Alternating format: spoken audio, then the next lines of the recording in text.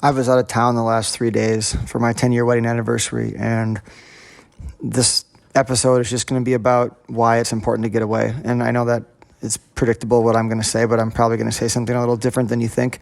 And it's clear that when you get away, you have a motivation to come back and do things more clearly, and your head feels less cluttered and all that kind of stuff. But I think the biggest reason why it helps to get away is because when you really focus on something that you want and you get that excited feeling, kind of like if you've been on the way back from an airplane, maybe you're thinking about your life and maybe you're journaling about how you want it to go, or you just kind of have that different perspective where you zoom out, and it puts you in a state of feeling and manifesting and just directing your energy towards something that you often don't get to do on a day-to-day basis.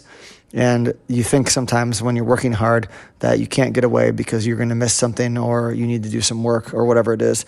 But it's way more powerful to be in that place, that headspace of really getting excited about the next thing you're going to do and how you're going to do it, and coming back with that focus is so much more powerful than I think any of us realize. And it sets us on a path to get a lot done and be very effective without it feeling like a lot of work.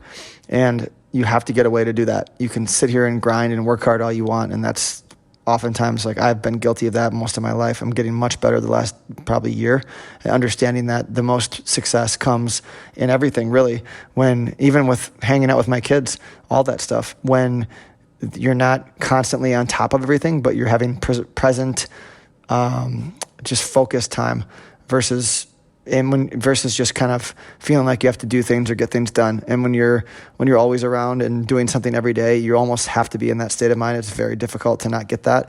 But when you get away and come back, it's like you have that special magical energy that kind of ties into the last podcast I did, the second to last one, about thinking about how you want your life to go and how powerful that is.